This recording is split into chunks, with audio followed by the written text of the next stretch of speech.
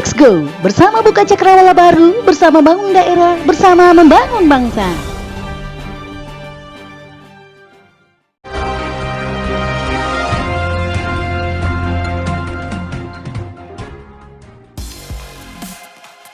Rakyat memegang kedaulatan tertinggi. Hendro Kawata sorot politik uang dan politik dinasti. Kesibukannya di dunia konstruksi dan berbagai kegiatan sosial kemasyarakatan tak menghilangkan sikap kritisnya, terutama mengenai demokrasi. Hendro Kawata mau menempatkan rakyat sebagai panglima demokrasi atau pemegang kedaulatan tertinggi. Politik uang dan politik dinasti menurutnya musuh dari demokrasi. Pemuda ganteng ini belak-belakan menyorot politik dinasti yang marak pada pelaksanaan Pilkada serentak 2020. Indonesia negara demokrasi bukan kerajaan. Politik dinasti ini merajalela karena keinginan untuk terus berkuasa atau melanggengkan kekuasaan, ucap Endo. Selain soal politik uang dan politik dinasti, Endo juga berbicara soal paskibraka yang menurut dia ajang menggodok pemimpin masa depan bangsa dan soal kepengurusan Ikatan Nyong Noni Sulut INNS yang akan segera berakhir. Ia terang-terangan menjagokan Devi Thanos, salah satu pejabat di Pemprov yang juga istri Wagub Stephen Kando sebagai sosok yang layak jadi ketua INNS. Semua menginginkan Ibu Devi, kata ketua PPI Sulut dan Sekum INNS Sulut ini.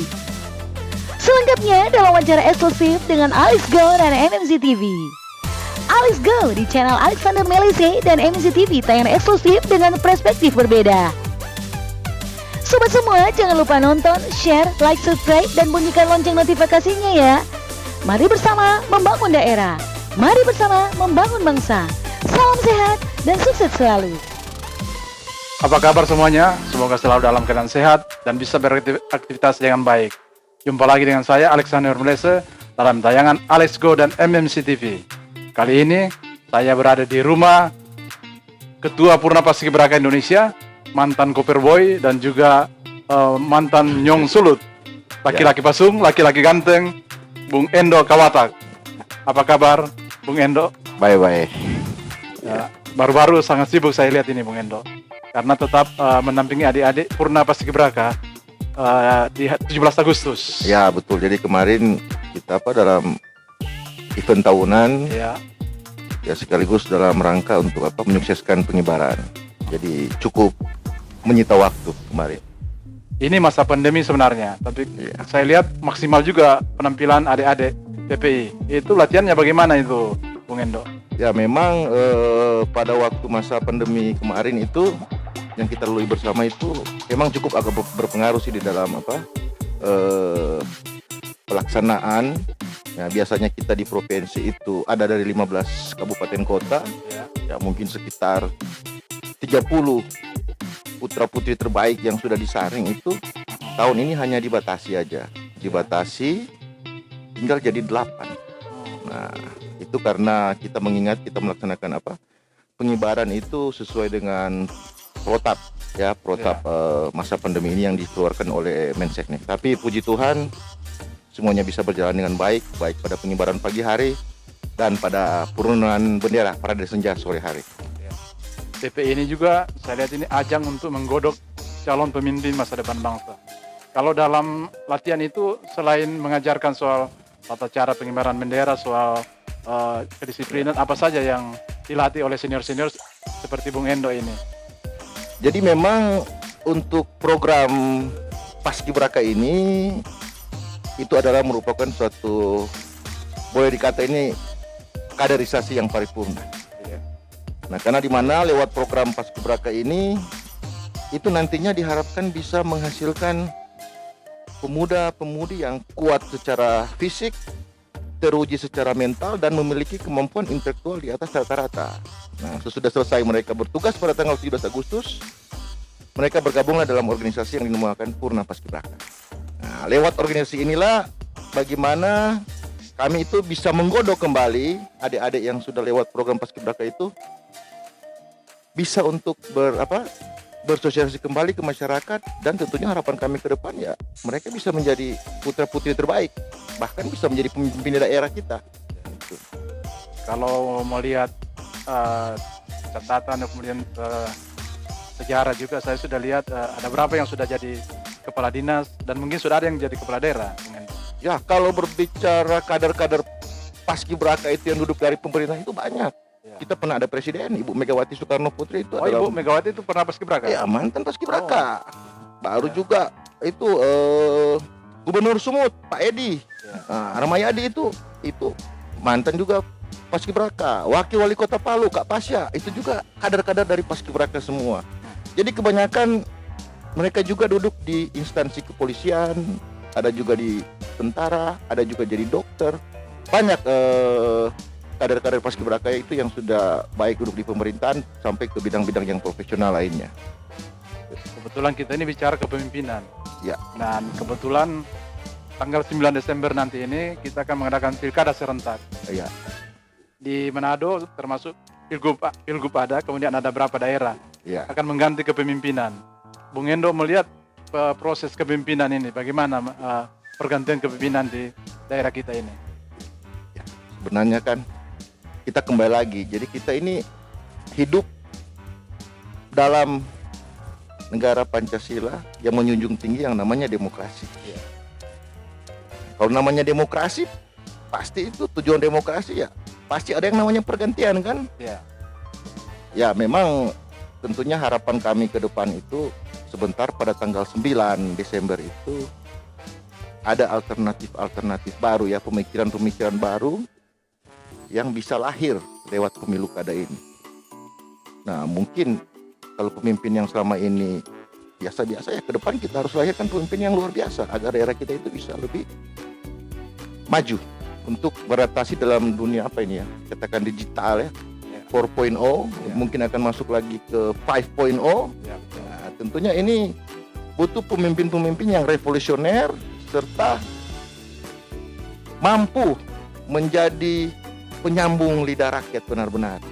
Itu Menarik karena saya ikuti postingan-postingan Bung Endo di sosial media. Salah satu yang menarik saya ini ada soal politik dinasti. Kritikan Bung Endo ini sangat tajam ini. ya. Ya. Ini memang lagi vulgar atau lagi apa istilahnya ini Bung Endo ini? Dari hampir semua daerah ini politik dinasti ini. Ya, jadi memang Sulit dibendung. ini yang jadi sebenarnya jadi pemikiran kita semua bersama ya. Ya. Saya kembali lagi kalau berbicara demokrasi kan. Ini kan demokrasi ini pertama kali muncul ini pada zaman Alcestis itu pada Yunani kuno. Iya. Itu abad keempat sebelum Masehi. Hmm. Asal muasal dia muncul di sini itu untuk memberantas yang namanya elit kekuasaan pada waktu itu. Ya. Nah, sehingga muncullah gerakan ini dengan nama sistem demos kratos atau demokratia dalam bahasa Yunaninya di sini. Ya, itu di mana masyarakat di sana itu ya dengan apa secara langsung itu mereka bisa menentukan pilihan politiknya baik di bidang hukum, keamanan, bahkan berbangsa dan bernegara pada waktu itu. Nah, ini dia asal muasalnya demokrasi kan. Ya. Nah, itu kemudian pada abad ke-16 terjadilah revolusi Prancis. Nah, itu yang kita mengenal mungkin yang namanya demokrasi saat sekarang ini. Nah, sebenarnya demokrasi ini adalah musuh dari dinasti politik. Ya. Sekarang ini kita ada di negara Indonesia dengan prinsip demokrasi. Tapi anehnya saat sekarang ini di daerah-daerah, apalagi mau pemilu kada saat sekarang ini, kita hidup dalam alam demokrasi, tapi praktek politik kekuasaan itu adalah politik dinasti.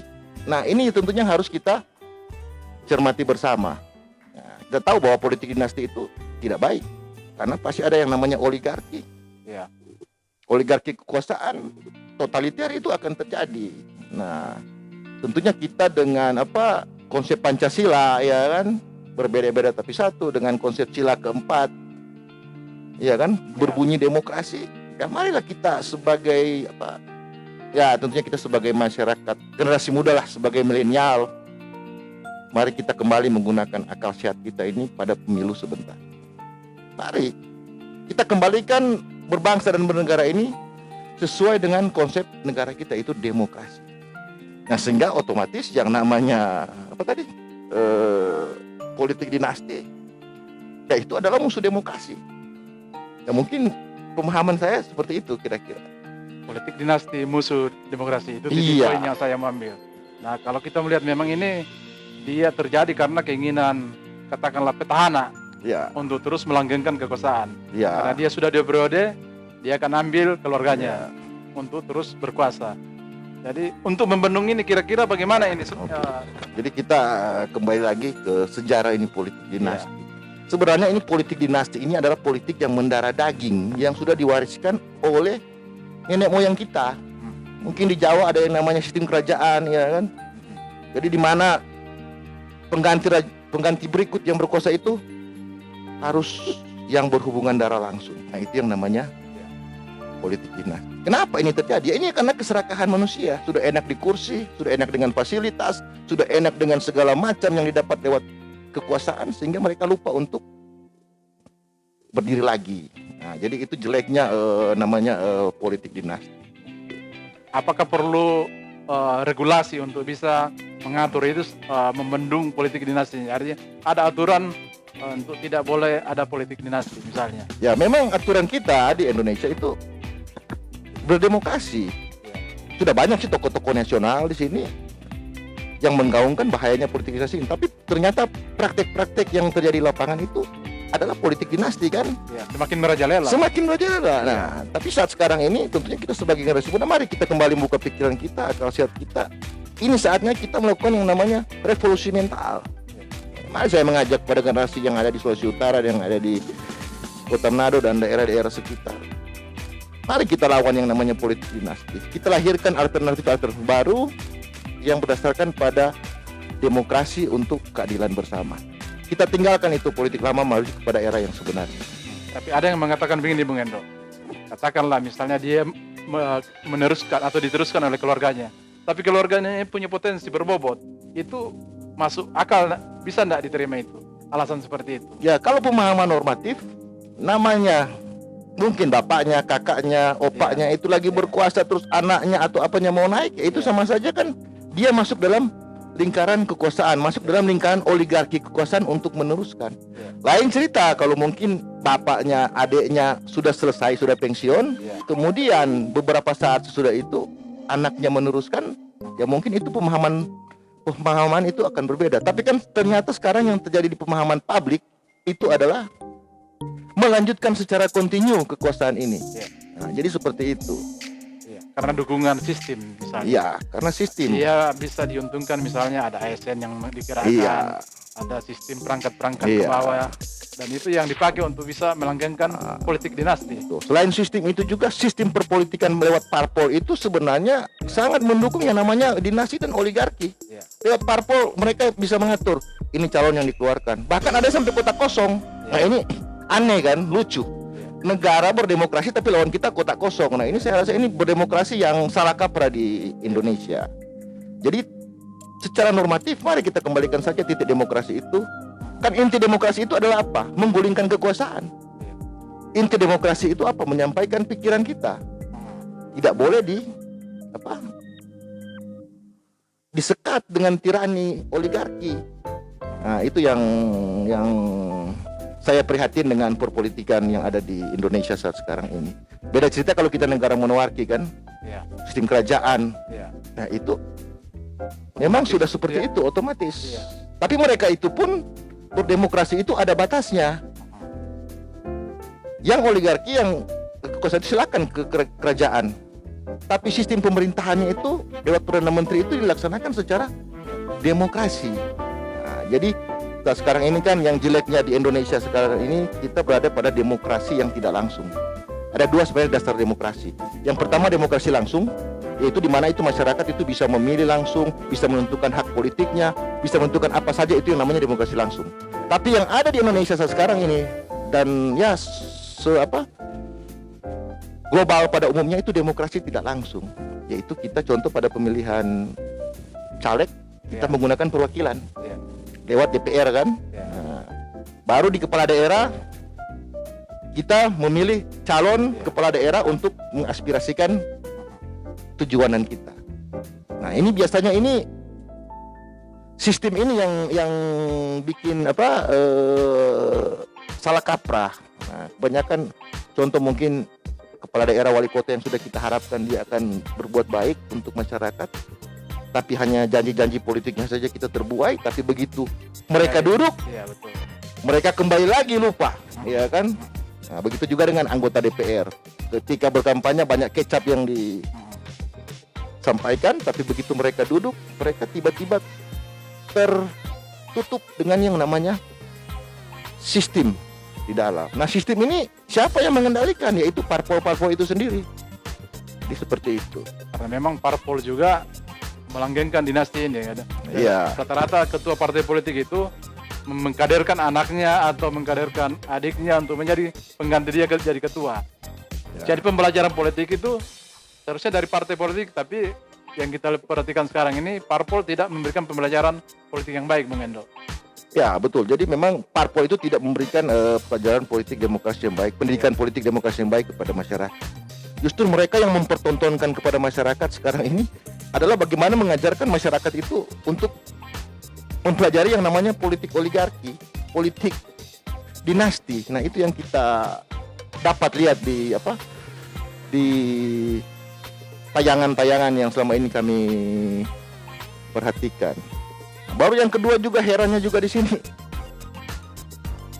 Sulitnya di sini anggota DPR itu untuk mengkritisi yang namanya gubernur, wali kota, dan bupati. Sementara negara kita ini kan sistemnya sistem presidensial. Presiden dipilih oleh rakyat, gubernur dipilih oleh rakyat, wali kota dipilih oleh rakyat. Sekalipun dia partai pengusung, tetapi ketika dia duduk di DPR, dia harusnya mengawasi kontrol dari kinerja wali kota, gubernur, dan bupati.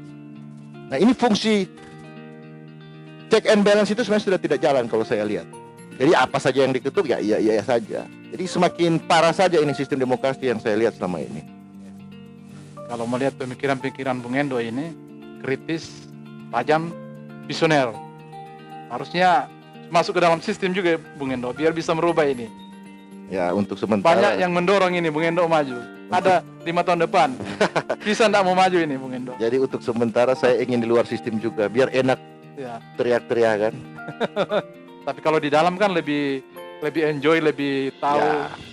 Amin. Kalau memang ada dukungan pasti kita akan berjuang ke sana. Oh, banyak ke sekali depan. dukungan. Saya tahu teman-teman Bung Endo ini karena gaul tuh, anak gaul. Iya. Nah, bicara soal ini juga. Kebetulan ini saya tahu ini Bung Endo ini adalah pelaku dunia konstruksi juga. Iya. Kontraktor lah itu. Ya. Katakanlah. Selama masa pandemi ini ada enggak pengaruhnya terhadap dunia konstruksi? Ya, memang kalau dalam dunia konstruksi itu sangat berpengaruh langsung ya terhadap pengembangan dunia konstruksi yang ada di Sulawesi Utara ini. Ini memang boleh dikata kita minus tahun ini untuk pembangunan ya. Baik pembangunan di sektor pemerintahan maupun di sektor swasta. Jadi memang pandemi ini sangat membuat semuanya itu menjadi drop ke bawah. Tapi masih dapat proyek toh. Ya, kita sebagai pengusaha kan harus pinter-pinter. Kalau sudah tidak dapat proyek, kita ciptakan proyek sendiri. Oh. Ya, kan? Boleh orang mau ikut proyek. Boleh. Wah, asik. Asik sekali ya. Kebetulan juga saya lihat kemarin ada rame di sini. Oh ya. Saya datang kemarin ini. Nyong Sulut kemarin atau Nyong Sulut, Noni Sulut ya? Ya, Ada Nyong rapat. Sulut dan Noni Sulut rapat. Rapat mau pemilihan pengurus baru. Ya, Oh. Ini di Ikatan Nyong Noni Sulut itu Bung Endo sebagai Sekretaris Jenderal. Sekretaris Jenderal bersama Bung Adi Payo sebagai ketua umumnya. Ketua Umum. Nah, ini mau jadi apa pemilihan pengurus baru ini? Bung Endo mau maju atau ada yang mau didorong ini? Ya, jadi memang pertama kan kepengurusan kami Ya. itu sudah selesai dan memang aturan ADRT kita sudah harus bisa melaksanakan musyawarah besar untuk memilih kembali ketua umum terbaru untuk melanjutkan estafet kepemimpinan Ikatan Nyong Noni Sulawesi Utara. Ya, kami sudah sepakat kemarin memang karena ini organisasinya kekeluargaan, Ya. jadi tentunya kita semua bermusyawarah dulu untuk sepakat siapakah calon kita ke depan, dan sudah muncul satu nama sih kemarin. Kita sudah sepakat semua, yaitu Ibu Dr. Kartika Devi Thanos. Oh, istri dari wakil gubernur. Ya, kebetulan istri dari Ya. Bapak Wakil Gubernur. Ya. Nah, Ibu Devi ini adalah Noni Sulut tahun 94. Oh. Nah, untuk saat sekarang ini lewat kajian pengurus figur yang paling cocok dari semua lini yang setelah kami melakukan SWOT analysis, bahwa Dr. Devi lah yang paling cocok untuk meneruskan Ikatan Nyong Noni Sulut ini selama 3 tahun ke depan. Itu masa kepengurusan itu 3 tahun. 3 tahun. Ya bisa berubah aja kan di musyawarah sebentar, tergantung forum kan. Mungkin bisa 5 tahun, bisa 4 tahun, bahkan bisa 2 tahun, 1 tahun. Nah, sedikit kita berbicara soal INS ini. Iya. Kritikan selama ini kalau sebenarnya INS ini kurang berperan ini. Hanya berperan misalnya di saat menerima tamu Nyong Noni Sulut itu, ketika ada acara seremonial dia muncul di situ, menerima tamu dan lain sebagainya. Bagaimana supaya lebih menggigit ini peran INS ini? Memang selama ini banyak terkooptasi di pemikiran orang bahwa Nyong Noni Sulawesi Utara itu hanya sebagai pajangan atau penerima tamu saja. Tetapi tidak seperti itu. Jadi sebenarnya Nyong Noni Sulawesi Utara ini adalah duta-duta daerah yang dihasilkan oleh pemerintah Provinsi Sulawesi Utara lewat seleksi yang berjenjang dari kabupaten kota. Nah, tugas kami itu sebenarnya bukan cuma di bidang pariwisata, tapi di bidang ekonomi, di bidang keamanan, di bidang semua itu kami itu bisa masuk semua. Cuma memang tergantung kepemimpinan ya. Ada kan kepemimpinan yang dia melibatkan langsung Nyong Noni Sulut itu untuk terjun langsung. Berbeda kalau kayak Abang None Jakarta. Itu setiap pemegang gelar yang terpilih 20-30 orang setiap tahun, itu langsung ditempatkan dinas pariwisata si A, si B, dinas pendidikan si C. Nah, di situ mereka belajar, generasi muda belajar, berelaborasi dan kolaborasi dengan pemerintah, dan mereka itu biasanya jadi juru bicara keluar. Nah, ini tidak dicoba seperti itu, mengadopsi Jakarta punya ini. Ya. Ini beberapa tahun terakhir ini oleh Bapak Gubernur itu sudah dilakukan. Nah, dan kami rasa itu sudah lebih optimal sih.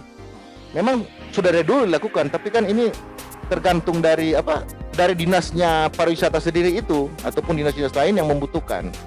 Tapi pada prinsipnya semua kader-kader Nyong Noni Sulut itu ya dengan kepintaran mereka kan, dengan intelektual mereka, dengan menguasai berbagai bahasa, ya mereka itu sebenarnya siap untuk diberdayakan seperti itu. Karena saya tahu secara SDM, secara kualitas ini Nyong Noni Sulut itu rata-rata punya qualified di atas rata-rata. Bahasa Inggris, bahasa pengusahaan bahasa asing, IP juga di atas rata-rata. Harusnya lebih mudah ini Bung Endo. Memang sangat mudah karena mereka itu dipilih kan 3, beauty, behavior, and brain. Dari segi beauty itu ya mungkin sudah berbeda dengan yang pada biasanya kan. Behavior juga mereka dilihat cara disiplin, cara pergaulan dan sebagainya itu dididik di dalam. Baru brainnya di sini dilihat. Jadi mereka ini sebenarnya generasi muda yang siap untuk mempromosikan Sulawesi Utara baik di dalam dan di luar. Karena genjotan gemblengannya juga saya lihat bagus ini. Ada nggak dari kader-kader INS ini yang boleh jadi pemimpin daerah ini dalam waktu dekat? Ini kalau dari kader Ikatan Nyong Noni Sulawesi Utara ini ada beberapa kader yang maju dalam pilkada 9 Desember ini. Siapa ini? Itu untuk Manado ada wakil wali kota. Ketua umum kita Haji P. Hanejo Spayo itu akan bertarung sebagai wakil wali kota. Untuk daerah Minsel ada Dr. Mika Paruntu, calon bupati. Untuk daerah Poso ada Dr. Verna Ingkiriwang. Nah, ini ada 3 kader kita yang akan maju dalam Pilbub dan Pilwako ini ke depan. Ya. Sudah di sesi terakhir ini. Dan pada sesi yang terakhir ini silakan Bung Endo sampaikan pesan-pesan kepada calon-calon generasi penerus bangsa untuk ya mungkin bisa mengikuti jejak senior pendahulu agar bisa lebih sukses. Silakan Bung Endo. Ya, terima kasih. Saya ingin menyampaikan pesan kepada seluruh generasi muda yang ada di Sulawesi Utara dan Kota Manado. Mungkin 2 pesan yang kalau ingin saya sampaikan.